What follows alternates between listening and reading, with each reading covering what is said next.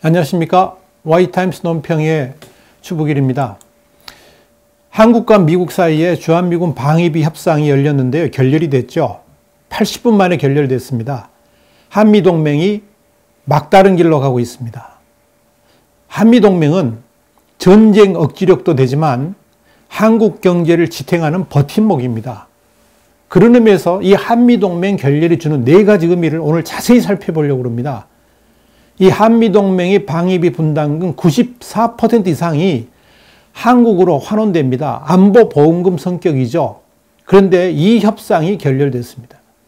이제까지 한미동맹에 이런 위기가 없었습니다. 한미 양국이 19일 날 내년도 주한미군 방위비 분담금 규모를 정할 제11차 특별협정 3차 회의를 열었는데요. 80분 만에 미국 측이 협상장을 나가버렸습니다. 물론 방위비 협상은 항상 어려운 고비들이 있었습니다만 이번 연도같이 회의가 파행으로 흐르고 또 회의장을 박차고 나갈 정도로 갈등이 생긴 경우는 전례 없는 일입니다. 한마디로 미국 측의 방위비 분담금 대폭 증액 요구에 한국 측은 수용 불가를 주장했고 미국 측은 회의 중단을 선언하는 상황이 연출된 겁니다. 결렬 이후에도 양측은 각자 기자회견을 열고 상대방을 비난하기에 바빴습니다. 동맹이라고는 볼 수 없는 광경이 연출된 겁니다. 그래 안 해도 이 지소미아, 그러니까 한일 군사정보보호협정 파기 때문에 한미 간에는 심각한 균열이 일어나고 있는 상황 아닙니까? 그런데 방위비 협상까지 최악의 상황으로 흘러감으로 인해 가지고 한미동맹의 미래는 이제 한 치 앞도 내다볼 수 없는 위기로 빠져들고 있습니다. 미국 측은 드하트 대표를 통해서 우리는 서로 수용 가능한 협정으로 나아가기 위해서 필요하다면 우리의 입장을 조정할 준비까지 했다 그러면서 하지만 불행히도 한국 측의 제안은 공정하고 공평한 방위비 분담을 위해서 우리의 요구에 부응하지 않고 있다. 이런 입장을 피력했습니다.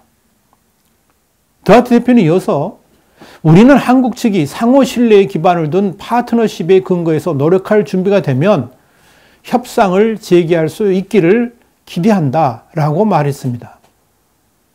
문제는 한국 측이 상호 수용 가능한 범위 내에서 이루어져야 한다는 입장을 밝혔습니다만 미국 측이 차기 협상 일정에 대해서 12월이 아니라 한국이 준비되면이라고 말했다는 점입니다. 그간 방위비 협상은 매달 한국과 미국을 오가면서 한 번씩 열렸습니다만은 이 드하트 대표의 말대로라 그러면 한국 측이 새로운 조건을 내세우지 아니하면 방위비 협상 자체가 이루어지지 않을 수도 있다는 이야기여서 앞으로 협상이 어떻게 진행될지 귀추가 주목되고 있습니다. 그런데 여기서 우리가 왜 지금 주한미군 방위비 협상이 문제가 되고 있는지 그 본질에 대해서 우리가 분명히 알아야 됩니다. 4가지를 생각을 좀 해보겠습니다. 첫 번째 본질은 우리가 낸 방위비 분담금이 다 미국으로 흘러가는 돈이냐 하는 거죠. 우리 국민들도 그렇고 정치인들도 정말 모르는 부분 중에 하나가 한미동맹에 있어서 방위비 분담금이 주한미군 주둔을 대가로 미국에 주는 것이라고 생각하는 그런 겁니다. 오해죠. 전혀 사실이 아닙니다. 2018년 방위비 분담금 배정액을 꼼꼼히 따져보면 어디에 얼마나 쓰였는지 금방 알 수 있죠. 2018년 한국이 미국에 방위비 분담금으로 지급한 돈이 9,602억 원인데요. 이걸 구체적으로 분류해보면 이렇습니다. 첫째는 군사건설 비용 4,442억 원입니다. 이건 주한미군 기지의 막사, 환경시설 이런 것을 건설한다든지 벙커 훈련장 같은 전투시설 개보수, 신축에 사용되는 돈이죠. 이 돈들의 88%가 국내로 환원됩니다. 두 번째는 인건비인데요. 3,710억 원입니다. 이건 미군의 인건비가 아니고요. 주한미군에 배속된 한국인 고용원의 임금입니다. 여기는 카투사까지 포함됩니다. 100%가 한국으로 들어옵니다. 세 번째는 군수지원비가 1,450억 원인데요. 여기는 이제 탄약이라든지 항공기 정비, 기름값, 전기료, 철도 차량 같은 용역, 물자 지원 비용입니다. 100% 한국으로 다시 돌아옵니다. 이걸 종합해보면 최대 94% 이상의 방위비 분담금이 고스란히 우리 경제로 다시 환원되는 겁니다. 내용도 보면 주한미군의 주둔에 소요되는 실질적 비용에 관련된 것이지 여기에는 주한미군의 급여라든지 장비 교체, 유지 비용, 훈련 및 무기 비용, 전략자산 전개 비용 전혀 포함되어 있지 않습니다. 100% 그런 건 미국 예산으로 운영됩니다. 두 번째 본질은 주한미군 방위비 분담금의 성격이 이건 비용이 아니고요. 안보보험금 성격이라는 거죠. 방위비 분담금은요. 1991년까지는 한국이 전혀 부담하지 않았습니다. 미국이 전액 부담을 했습니다. 그러다가 이제 한국 경제 좀 나아지면서 방위비 분담 특별협정 SMA를 체결해가지고 이걸 근거로 해가지고 주한미군의 직접 주둔 비용의 일부만 분담금 형태로 우리가 지불하고 있는 겁니다. 사실 주한미군의 자산은 20조 원이 넘고요. 유사시 증원되는 미 항모를 포함해가지고 1200여 대의 전투기, 수십만 명의 미군 병력, 이걸 돈으로 따지면 천문학적 수치가 됩니다. 특히 우리가 완전히 간과하고 있는 것 중에 하나는 뭐냐면 주한미군 후방기지입니다. 주한미군 후방기지는 일본에 위치해 있거든요. 그런데 이 후방기지들은 한국에 주둔하는 미군들의 작전을 지원하기 위해서 존재합니다. 그런데 이들에 대한 비용은 한국은 전혀 부담하지 않습니다. 오히려 일본이 상당한 부분을 감당하고 있습니다. 그렇기 때문에 주한미군의 방위비 분담금은 사실 방위비 그 자체가 아니고요. 그저 유사시에 미군의 군사력을 활용할 수 있는 보험금 성격이라고 규정할 수가 있습니다. 특히 한국은 미국의 핵우산과 확장 억지력에 의존할 수밖에 없는 상황입니다. 그 말은 주한미군의 본질이 곧 전쟁 억지력이라 하는 이야기죠. 주한미군이 있으니까 북한이 감히 한국을 공격할 생각을 하지 못하는 거죠. 주한미군이 있으니까 그나마 중국이 한국을 쉽게 흔들지 못하는 거죠. 러시아 역시 마찬가지입니다. 한미동맹이 튼튼하다 그러면 감히 독도 상공을 유린할 꿈도 꾸지 못합니다. 한미동맹이 강력하다 그러면 일본 역시 독도를 바라보면서 군침 흘리지 못합니다. 한반도는 아직도 이 지구상에서 대규모 전쟁이 발발할 가능성이 있는 거의 유일한 지역입니다.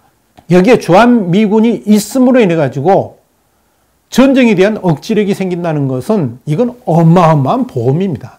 그런 의미에서 주한미군에 대한 방위비는 주둔 비용에는 턱도 없는 것이고요. 그저 안보를 위한 보험금 성격이다. 이렇게 보면 됩니다.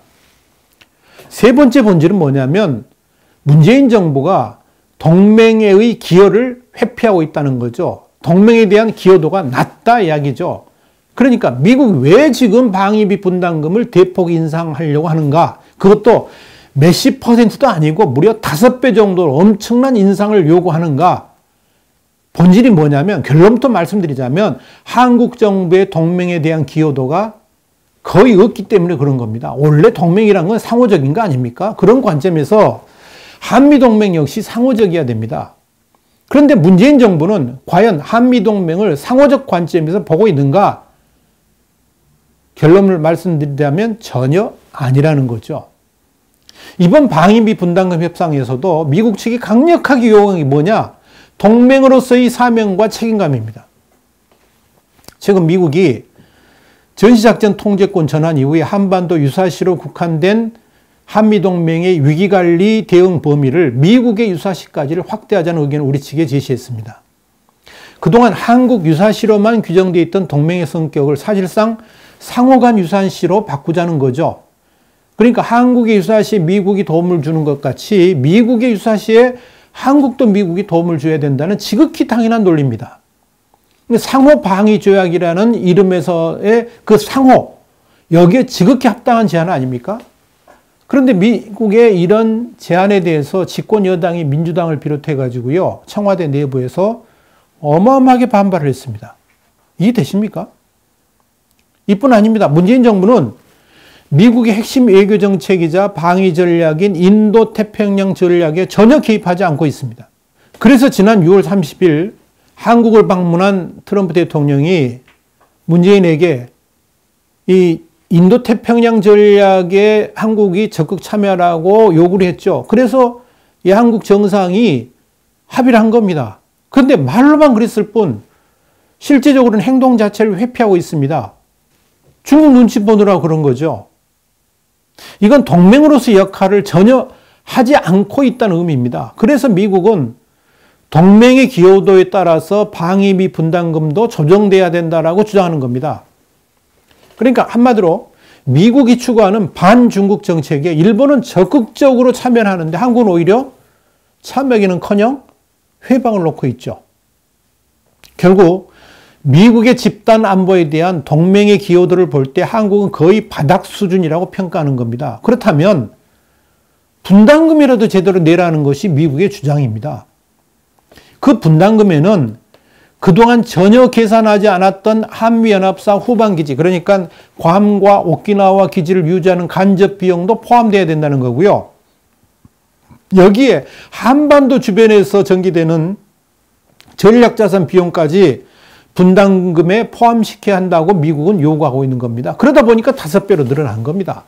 결국 문재인 정부 들어가지고 취해왔던 친중 원미 정책, 그러니까 중국하고는 가까이 하고 미국은 거리를 두는 이 친중 원미 정책이 주한미군의 방위비 분담금 문제까지 영향을 미쳤고 이게 이제 돌출되고 있다고 봐야 되는 겁니다. 네 번째 본질은 미국이 문재인 정부에게 묻고 있습니다. 미국이냐 북한이냐, 미국 편이냐 북한 편이냐. 그러니까요, 문재인 정부 들어가지고 방위비 분담금이 크게 문제가 되고 있는 것이 뭐냐면 문재인 정부의 좌파적 성격 때문입니다. 이 부분은 특히 트럼프 대통령이 분노하는 포인트이기도 합니다. 문재인 정부는 취임 이후에 줄곧 남북 경협을 통한 남북관계 개선을 추구해왔지 않습니까? 이 남북관계 예산을 국회 예산 정책제가 집계를 해보니까요, 철도, 도로, 농업, 산업단지, 공항 및 항만, 에너지 사업 비용을 다 추계해 보니까요, 무려 얼마 되신지 아십니까? 115조입니다. 심지어 건설산업연구원이 북한의 주요 인프라 건설 사업비를 추산해 보니까 얼마인지 아십니까? 무려 306조 원이었습니다. 물론 이게 1년에 다 쓰는 건 아니지만 어마어마하죠. 여기에다가 지난해 남북 경협 비상금으로 쓰려 한다는 의심을 받고 있는 교통시설 특별회계 잉여분 12조 원입니다. 이 돈을 지난해 사용하지 않고 남겨놨습니다. 한국당은 이 돈을 남북 경협에 활용하는 꼼수라고 비난한 바 있습니다. 2019년 남북 기금만 해도 1조 977억 원입니다. 이 남북 기금만 해도요, 한미동맹의 방위비 분담금보다 더 많습니다. 그러니까 이런 수치를 들여다보는 미국은 속이 뒤집히는 겁니다. 북한한테는 몇십조, 심지어 100조 넘는 금액을 투입하려고 하면서 정작 한국을 방위하는 데 소요되는 비용에 대해서는 북한이 주장하는 대로 강도짓 하려고 한다고 비난하는 문재인 정부를 어떻게 보겠습니까? 그래서 미국이 지금 문재인 정부에 묻고 있는 겁니다. 미국이냐 북한이냐, 미국 편이냐 북한 편이냐, 이걸 묻고 있는 겁니다. 이런 상황에 미국에서는 주한미군 필요한가라는 말이 나오고요, 한국에서는 갈 테면 가라 이런 말이 나오고 있습니다. 마크 밀리 미국 합참의장이 보통의 미국인들은 주한미군, 주일미군을 보면서 왜 그들이 거기에 필요한지, 얼마나 드는지 묻는다라고 말했습니다.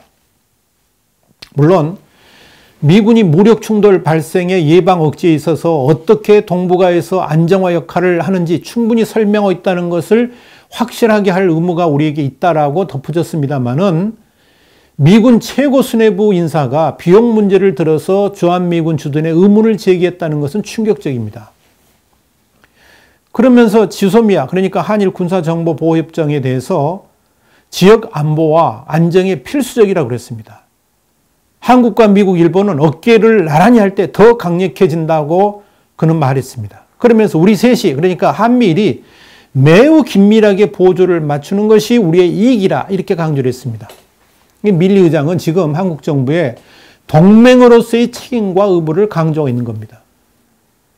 그런데 문재인 정부는 밀리 의장의 견해하고는 정반대로 가고 있습니다. 이런 한국을 미국이 어떻게 볼 것인가, 어떻게 평가할 것인가 생각해 봐야 됩니다. 이런 와중에 한국에서는 갈 테면 가라 이런 말이 나왔죠. 송영길 의원을 주축을 해가지고 더불어민주당, 정의당, 민주평화당, 대한신당 소속 47명이 15일 날 미국이 한국의 방위비 분담금 대폭 증액을 요구하는 것에 대해서 현재 1조 389억 원인 방위비 분담금을 5배쯤 증액하지 않으면 주한미군을 철수할 수 있다는 뉘앙스의 언급과 관련한 언론 보도가 나오고 있는데 이건 심각한 협박이라 그러면서 미국이 협박하면 갈 테면 가라. 이 자세로 자주국방의 태세를 확립해야지 트럼프 행정부의 협박을 이겨낼 수 있다라고 말했습니다. 갈 테면 가라는 결기. 이런 허세를 바탕으로 국민들을 선동하는 것이 좌파의 본질이죠. 이건 북한의 미사일 도발이 우리 남쪽을 향한 것이 아니라고 생각하는 그런 문재인 정부의 생각과 그대로 맞닿아 있습니다. 북한의 도발 위협이 사라진 평화체제가 도래했으니까 북한과의 대립구도에 너무 신경 쓸 필요가 없고요. 하루빨리 남북한 평화협정을 체결해가지고 주한미군을 몰아내자라는 정북 좌파의 흐름과도 일치합니다. 이런 주장을 하는 47명의 국회의원들한테 묻고 싶습니다. 한국은 스스로를 지킬 힘이 있습니까? 한국이 과연 스스로를 지킬 힘이 있습니까? 그런 의미에서 우리는 이 47명 국회의원들의 이름을 똑똑히 기억해둬야 됩니다. 정리하겠습니다. 방위비 분담금으로 한미동맹이 흔들려서는 안 됩니다. 초유의 위기입니다. 한미동맹 역사에 이런 일이 없었습니다. 그렇다고 이 위기를 방치해서는 안 됩니다. 갈 테면 가라는 결기를 문재인 정부도 소유하고 있다면 이건 대한민국을 망국으로 이끄는 지름길이 될 겁니다. 분명히 강조합니다마는 한미동맹은 단순한 전쟁 억지력만 가진 것이 아닙니다. 한미동맹은 경제 그 자체입니다. 한미동맹이 있기 때문에 한국 경제가 전 세계를 향해서 웅비할 수 있었습니다. 한미동맹의 보호막이 사라진 한국 경제는 추풍낙엽이 될 것입니다. IMF 경제 위기요. 그보다 더한 퍼펙트 스톰이 대한민국의 앞날에 펼쳐질지도 모릅니다. 미국 역시 마찬가지입니다. 미국은 전 세계 48개국하고 동맹을 맺고 있습니다. 물론 미국의 핵심적 동맹국은 5개의 눈이라고 불리는 Five Eyes, 영국, 캐나다, 호주, 뉴질랜드, 그리고 미국 이렇게 5개국이죠. 그 다음 1급 동맹 수준이 유럽의 프랑스, 독일, 그리스, 이탈리아, 스페인, 그리고 동아시아의 한국과 일본 이렇게 7개 나라입니다. 이 7개 나라하고는 전부는 아니어도 상당 부분 비밀과 정보를 공유하는 관계라고 할 수 있습니다. 한국이 여기에 포함되는 거죠. 그러니까 한국은 미국이 절체절명의 위기에 처하지 않는 한 최대한 보호를 해야 될 나라들 중에 하나라는 의미죠. 그만큼 미국의 국익에 도움이 되기 때문에 그렇습니다. 그래서 전 세계 70여 나라에 약 800개의 미군 기지를 운영하고 있는데요. 미국이 가장 역점을 두면서 미군을 가장 많이 보낸 나라, 3나라 중에 하나가 바로 한국입니다. 한국은 28,500명, 일본에 52,000명, 독일에 38,000명. 그러니까 한국이 3번째죠. 그만큼 주한미군의 존재 이유가 대중국 전선을 형성하는 데 있어서 미국에게도 유익하다는 의미입니다. 그래서 한국을 동아시아 안보의 린치핀이라고 부르는 겁니다. 그렇다면 미국도 한국 정부에게 너무 무리한 분담금 요구를 해서는 안 되겠죠. 앞으로 몇 년 내에 지금 미국 요구하는 수준으로 올리는 걸 목표로 삼으면서 합리적 수준에서 점진적 인상을 해 나가는 것이 맞습니다. 한국 정부 역시 동맹국으로서 기여를 당연히 해야 됩니다. 기여를 제대로 하지 않을 거면 분담금이라도 상당 부분 올리면서 미국을 달래는 것이 옳지 않겠습니까? 기여도 하지도 않고 분담금도 올리지 않겠다. 이건 한마디로 도둑놈 심보 아닙니까? 그렇게 뻣뻣하게 구니까 차라리 주한미군 철수 이야기가 나오는 겁니다. 분명히 강조합니다. 주한미군 철수까지 가지 않더라도 미 국방수권법에서 규정한 22,000명 수준으로 감축을 한다 할지라도 한국 경제는 퍼펙트 스톰으로 직행합니다. 22,000명도 장담하지 못합니다. 그것이 미국의 시스템입니다. 우리에게 미사일로 도발하면서 위협하는 북한만 쳐다보다가 대한민국 경제를 완전히 망가뜨릴 수 있는 위험한 불장난을 절대 해서는 안 됩니다. 여러분, 쉐일 혁명과 미국 없는 세계라는 책을 쓴 국제 지정학 전략가가 있는데요. 피터 자이안이라는 사람입니다. 이 사람이 최근 한 언론하고 인터뷰를 했는데 이런 말을 했습니다. 한국은 일본을 절대 못 이긴다. 일본과 다시 손잡아야 된다라고 말을 했습니다. 그러면서 한미 방위비 분담금 협상에 대해서 50억 달러, 그러니까 5조 8,755억 원인데 한 6조 되죠? 50억 달러 참 싸다. 이렇게 이야기했습니다. 그는 주한미군이 절대적으로 필요한 한국으로서는 아껴서는 안 되는 비용이라고 말했습니다. 그러니까 왜 이런 말이 나오는지 문재인 정부는 곰곰이 생각해 봐야 될 것입니다. 오늘 와이타임스 논평, 주한미군 방위비 협상 결렬이 가져오는 4가지 의미에 대해서 생각해 봤습니다. 80분 만에 결렬됐죠. 한미동맹이 지금 막다른 길로 가고 있습니다. 한미동맹은 전쟁의 억지력을 가지고 있고 한국 경제를 지탱하는 버팀목입니다. 철저하게 한미동맹이 유지될 수 있도록 온 국민이 관심을 가져야 될 것입니다. 와이타임스 논평이었습니다. 다음 시간에 다시 뵙겠습니다. 감사합니다.